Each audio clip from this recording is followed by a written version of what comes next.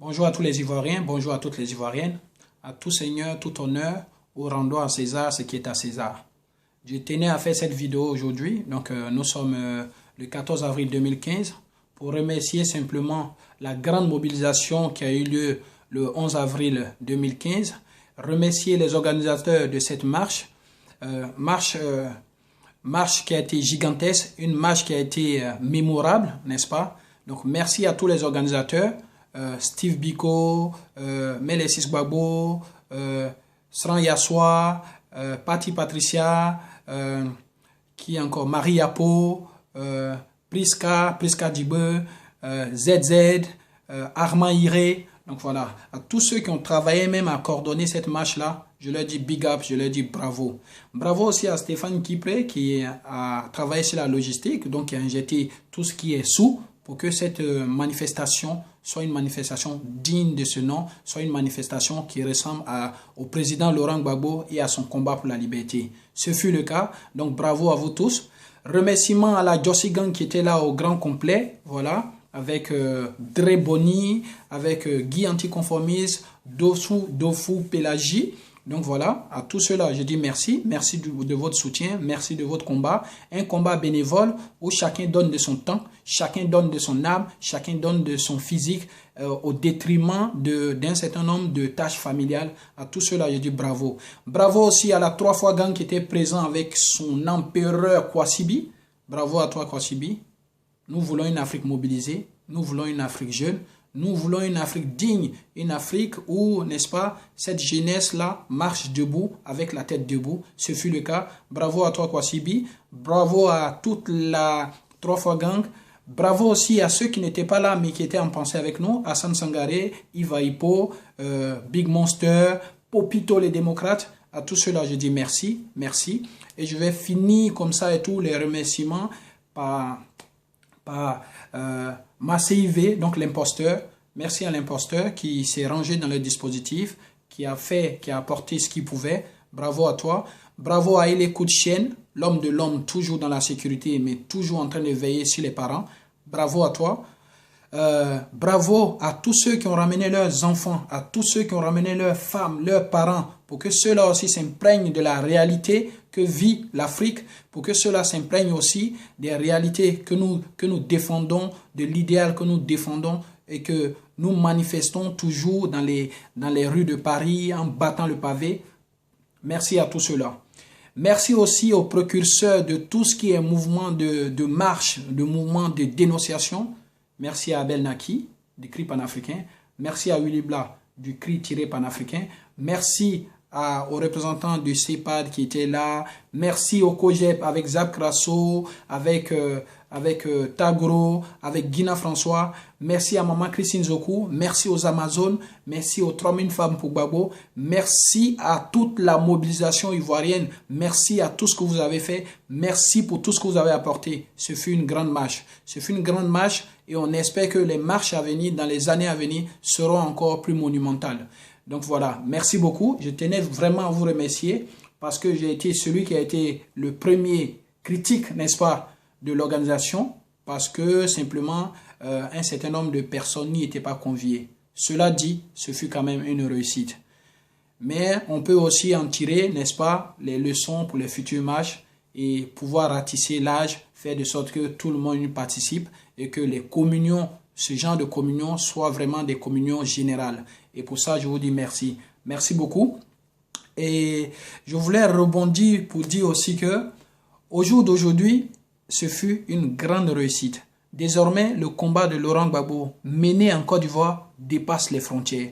Désormais, à côté du Mandela Day qui consacre, n'est-ce pas, une journée dédiée à Mandela, au-delà aussi de cette journée-là d'anniversaire du président Feu Thomas Sankara, nous avons maintenant le jour du 11 avril qui est aussi un jour consacré au président Laurent Gbagbo, à son combat pour la liberté, à son combat pour le multipartisme, à son combat pour la liberté de la presse et à son combat pour la liberté d'expression.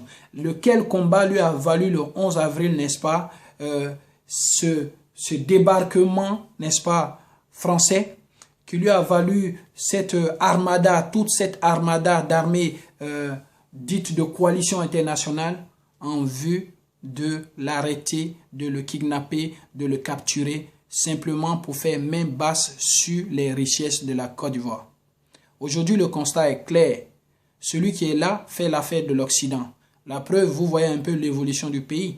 Comment est-ce que les populations sont dans le désarroi? Comment est-ce que les populations ont du mal à se loger? Comment est-ce que les populations ont du mal à se nourrir de plus en plus? Et qu'une partie de la population nantie devient de plus en plus nantie. Une partie de la population snob tous les autres. Une partie de la population s'enrichit au détriment des autres. Voilà. Donc le combat de Laurent Gbagbo était un combat pour dénoncer ce deux poids deux mesures, cette distinction entre les catégories sociales. Et aujourd'hui, tout le monde finira par lui donner raison.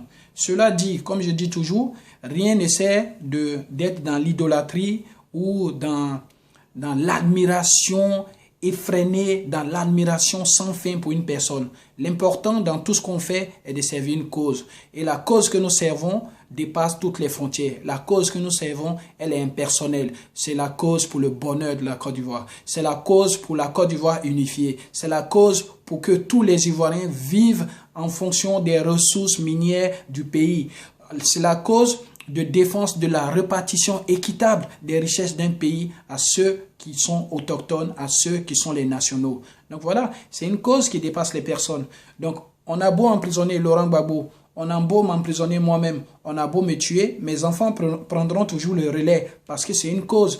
Tant que les Ivoiriens ne vivront pas bien, tant que les Ivoiriens seront exploités, tant que les richesses allouées, les richesses de la Côte d'Ivoire, les richesses légitimes de la Côte d'Ivoire seront bafouées, seront exploitées de façon injuste, vous trouverez toujours des gens qui vont s'indigner. Donc, la cause pour la dignité est une cause qui est impersonnelle. Donc, bravo à tous ceux qui se sont mobilisés. Bravo à tous nos frères africains qui nous ont rejoints dans le combat. La route est longue. Le combat continue. Merci à Maman Chanel K qui relayait aussi sur un certain nombre de réseaux. Je vais remercier Even News pour sa couverture. Je vais remercier Ovajab TV. Je vais remercier Lavra. Merci à Maître Abiba Touré qui est venu encore nous pétrir, nous éclairer avec ses explications juridiques. Merci aux ambassadeurs, à tous les intervenants. Merci à tous ceux qui ont compris qu'il est impossible pour nous de laisser l'Afrique aussi exploitée, piétinée sans mot dire. À tout cela, je dis bravo, merci. Et le combat continue. Nous ne baisserons jamais les bras. Ça sera une transmission. Et à tous ceux qui pensent que pour rentrer aussi dans les mémoires collectives, il faut une autre façon de faire, je leur dis qu'il y a une seule façon de faire. Lorsque vous posez des actes d'intérêt généraux, lorsque vous posez des actes à caractère, n'est-ce pas, national, lorsque tout ce que vous recherchez dans ce que vous faites est pour le bien du peuple, forcément vous restez dans les mémoires collectives. Alors rien ne sert de baptiser telle ou telle rue au nom de telle ou telle personne.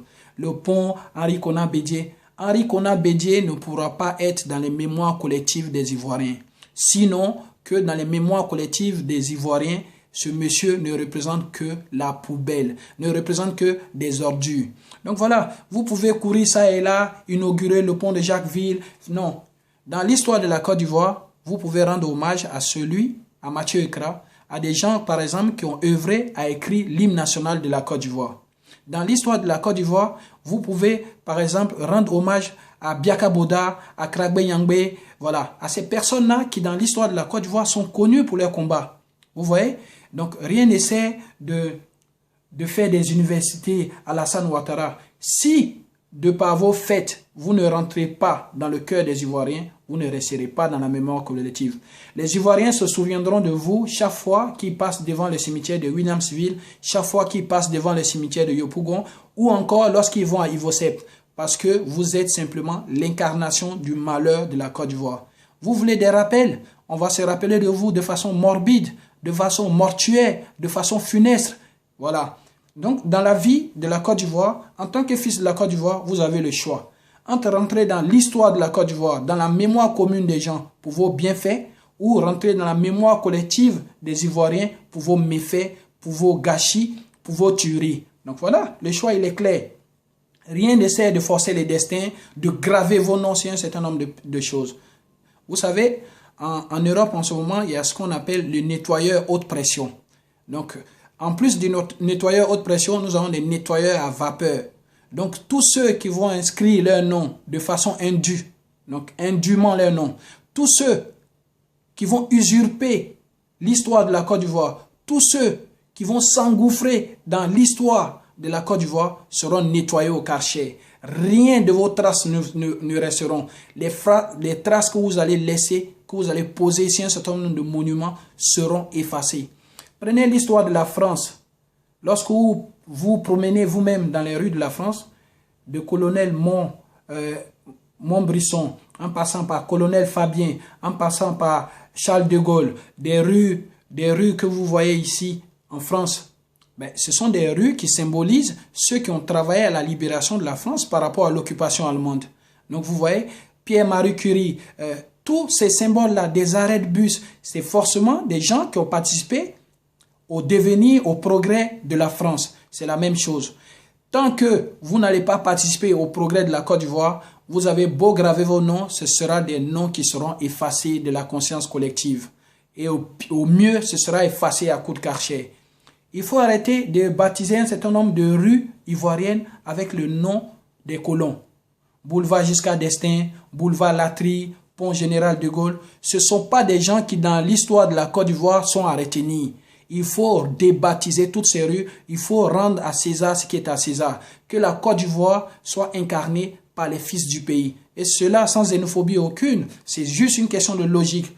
De la même façon, vous avez vu que Houphouët-Boigny était député à l'Assemblée nationale française. Mais je vous mets au défi de vous balader en France.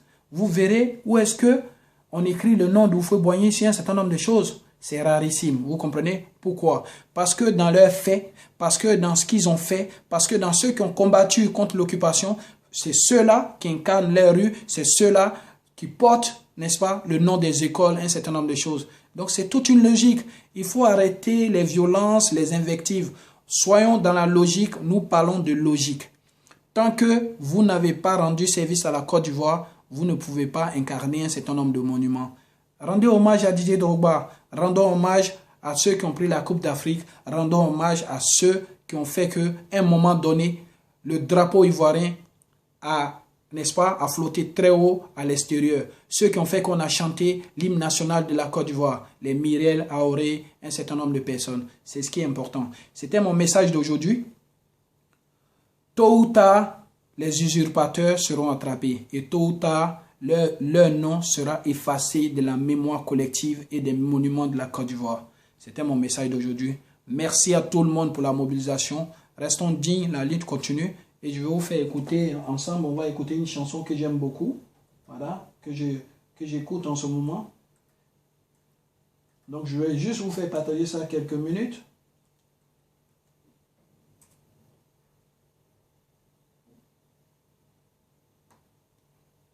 Vive la Côte d'Ivoire. La lutte continue. Jusqu'au dernier descendant, nous allons lutter. Et nous disons stop aux collaborateurs. Tous ceux qui se rendent complices du malheur de la Côte d'Ivoire. Le moment viendra où vous allez rendre compte. Cette chanson est pour vous.